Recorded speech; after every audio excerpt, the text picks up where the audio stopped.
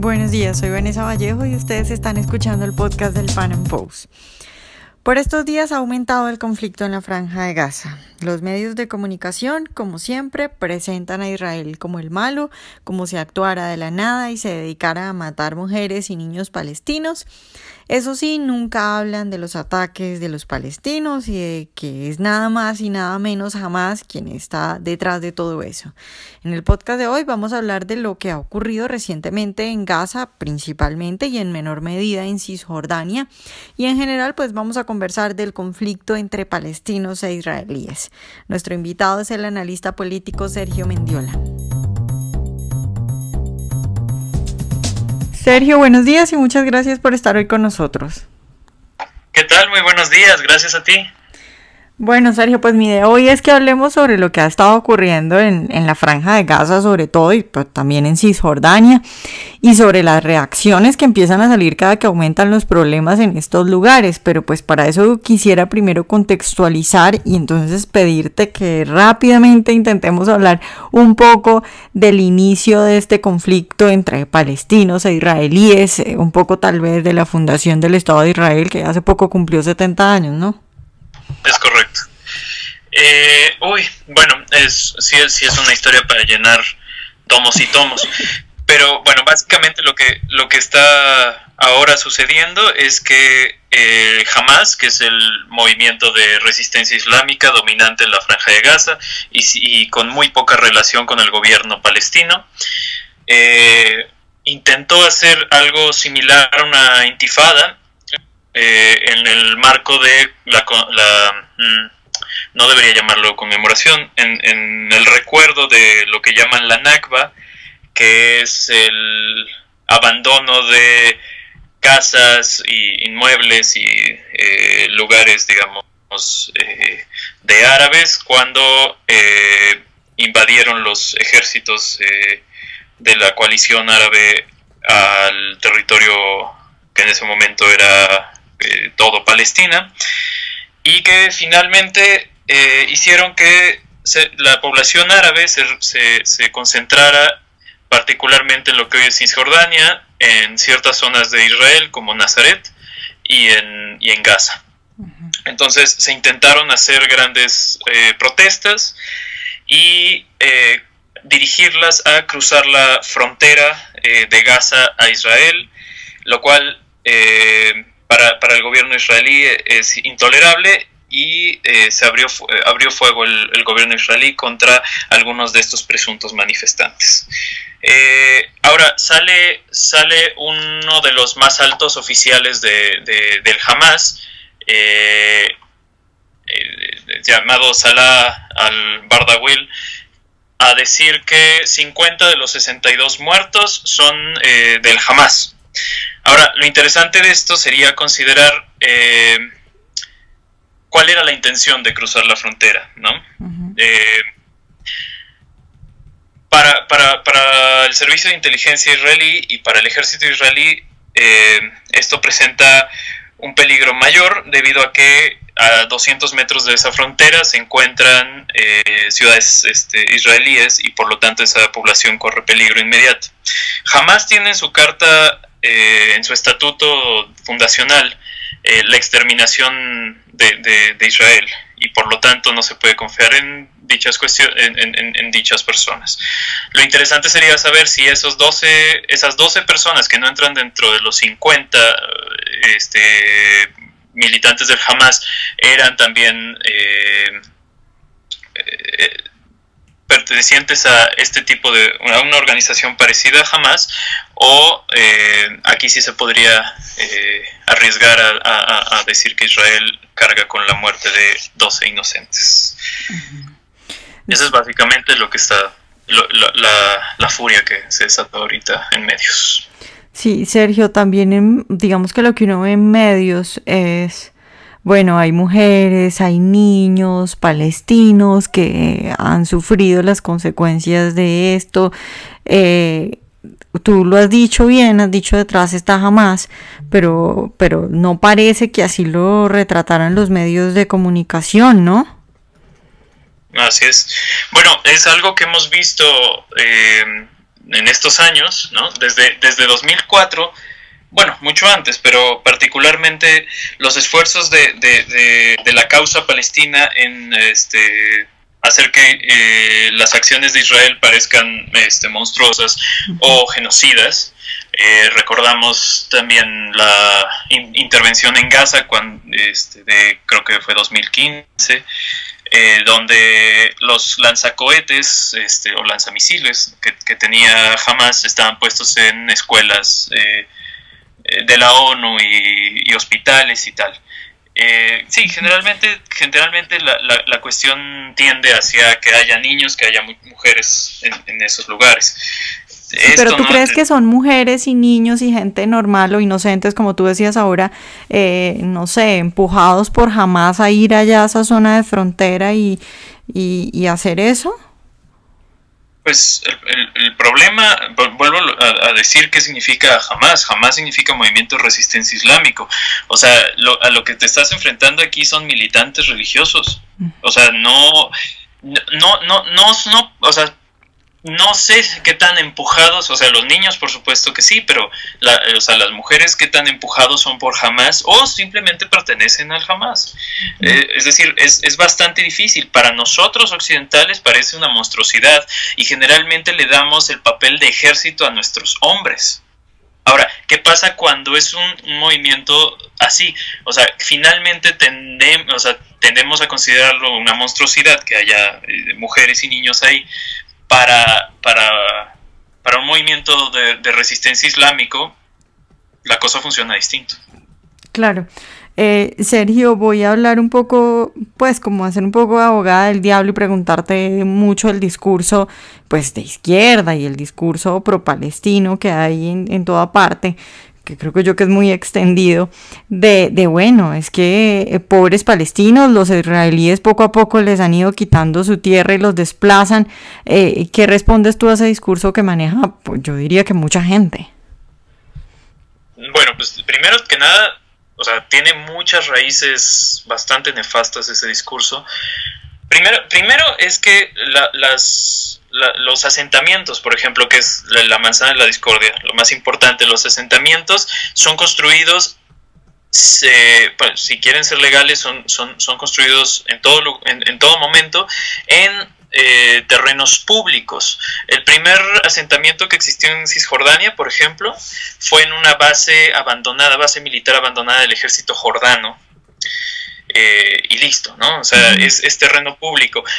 No es que cojan a los palestinos y los saquen de sus casas y se lo tomen los israelíes.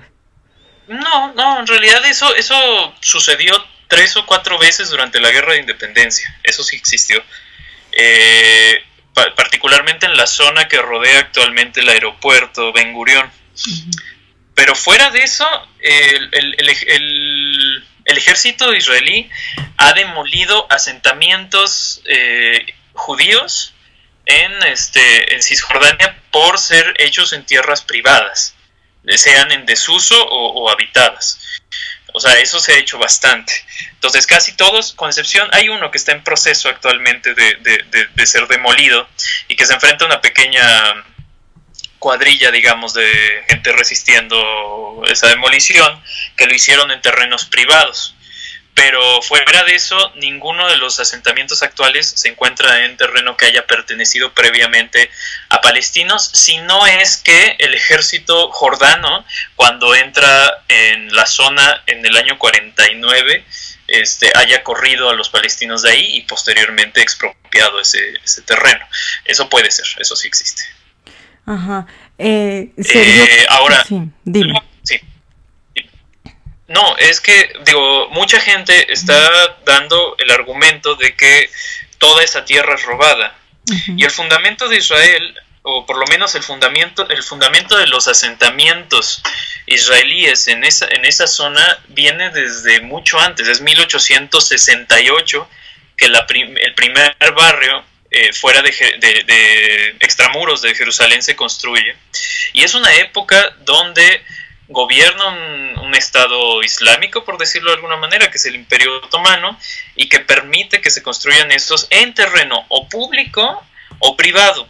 las diferentes agencias de prosionistas compraron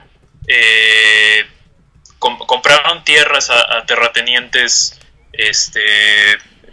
alejandrinos, sobre todo, o sea, de Egipto. Entonces, el fundamento de los asentamientos de las ciudades de Israel, como Tel Aviv, como Haifa, Dera o cualquier otro, el Rishon LeZion, viene de 1800, de finales de 1800, comprados los terrenos a hacendados árabes o turcos.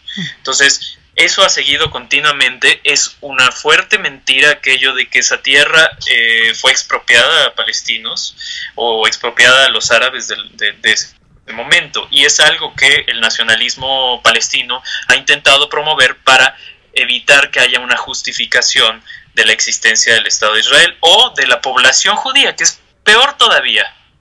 Es peor todavía porque implica que no hay derecho a que haya judíos en esas tierras.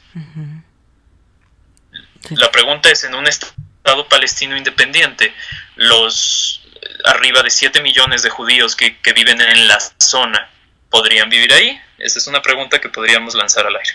Claro.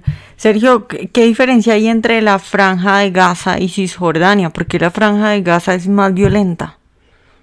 La Franja de Gaza tiene una diferencia particular, y es que Hamás gobierna. Por el otro lado, en Cisjordania, que es la parte, digamos, oriental de Palestina, hay partidos políticos intentando ganar las elecciones. Digo, las elecciones son cada 10 años, generalmente, ¿no?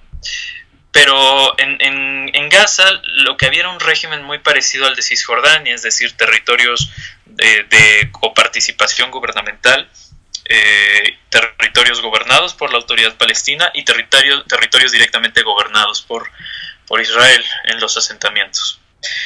Lo que sucede ahí es que en 2004 el gobierno de Ariel Sharon, que es la derecha sionista, decide retirar unilateralmente tropas y población de la Franja de Gaza, con la promesa de parte de los grupos que integraban en ese tiempo el gobierno regional de Gaza, de que Gaza se convirtiera en un Singapur del Medio Oriente. Entonces Israel dejó una cantidad enorme de inmuebles productivos, de fábricas, de invernaderos, infraestructura para el agua, para la luz, para el gas, para todo eso, y que fueron inmediatamente destruidos. Y la ayuda recibida de otros países que ven en la causa palestina una forma de competir por quién es más nacionalista árabe, por decirlo de alguna manera, se volcó en la compra de armas, y últimamente se ha volcado en la creación de túneles debajo de la frontera para colar, digamos, militantes y atacar pequeños poblados. El problema es ese: Hamás se encuentra gobernando ahí y no hay una negociación efectiva entre el gobierno israelí y Hamás, debido a que Israel no tiene cómo presionar Gaza. De hecho, el viernes pasado reventaron, explotaron, se quemó el gasoducto que alimenta la Franja de Gaza desde Israel. Por lo tanto, hoy no hay en Gaza gas. Esto efectivamente es una muestra de nosotros jamás no vamos a pactar con el Estado judío o Estado sionista, o como quieran llamarlo, porque ni siquiera existe para nosotros. La diferencia muy clara es la forma de negociación que tiene la OLP, lo que salió de ahí, Fatah, la autoridad palestina en Cisjordania, que por ejemplo está construyendo una ciudad verdaderamente impresionante enfrente de un asentamiento judío al sur de Ramallah, y que el agua pasa primero por el asentamiento judío y después pasa a este barrio de lujo, digamos, que están terminando de construir. Es una forma de decir, podemos compartir estos terrenos, ustedes existen ahí, nosotros existimos acá, y no hay mayor problema mientras no haya violencia. Eso no se puede hacer en Gaza porque Gaza es un territorio autónomo, donde gobierna este movimiento y donde Israel no tiene ningún tipo de presión para la paz, si no fuera el agua, el gas, la luz, y eso parece no importarle a Hamás. Sergio, ¿cuál es la intención de Netanyahu? ¿Cuál es su forma de pensar? ¿Cuál es la estrategia que está utilizando en este momento con este conflicto? Pues mira, Netanyahu es un tipo muy interesante en cuanto a la forma que piensa. Ya después te puedo contar cuál es la ideología detrás de Netanyahu, que es muy profunda e importante en la historia de Israel, pero es un tipo que básicamente le tiene miedo a la guerra y por lo tanto hace medidas, digamos, de contención o medidas de diplomacia fuertes. El ejemplo más relevante, por ejemplo, es su participación en Estados Unidos, ¿no? Dejar que Estados Unidos sea el liderazgo, digamos, que haga que los países dejen de tomar posturas anti-israelíes. La contención de estos problemas, que el ejemplo es lo de Gaza. Finalmente no hay intervención sobre Gaza.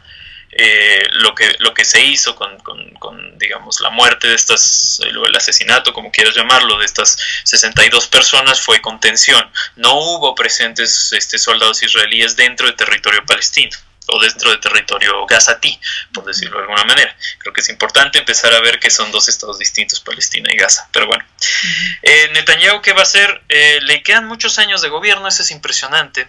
Es el gobierno probablemente que más vaya a durar en la historia de Israel. Sabe hacer muy buenas estrategias políticas dentro de Israel y fuera de Israel. ¿Qué es lo que se espera de él? Se espera que cada ataque que recibe Israel sea devuelto con la misma intensidad o más. La forma de operar contra enemigos árabes ha sido siempre esa y ha funcionado. El éxito se labra en las relaciones actuales con Egipto y Jordania, por ejemplo, o incluso Siria, ¿no? El ataque, por ejemplo, a las bases militares iraníes de este mes tiene que ver con eso, ¿no? Cualquier cosa que sea una amenaza posible contra Israel va a ser respondida de forma agresiva y mesurada. Es el caso en su momento del reactor nuclear del programa de enriquecimiento nuclear de Saddam Hussein, que fue destruido sin mayor aviso por la Fuerza Aérea israelí. Entonces, básicamente lo que se puede esperar es eso, respuestas contundentes, pero sin intervención sobre los territorios. Bueno, Sergio, pues muchas gracias por estar hoy con nosotros. No, gracias a ti, cuando guste. Ojalá hayan disfrutado nuestra entrevista de hoy. Recuerden seguirnos en nuestro canal de YouTube y en nuestras redes sociales y nos vemos en un próximo Pan Am Podcast.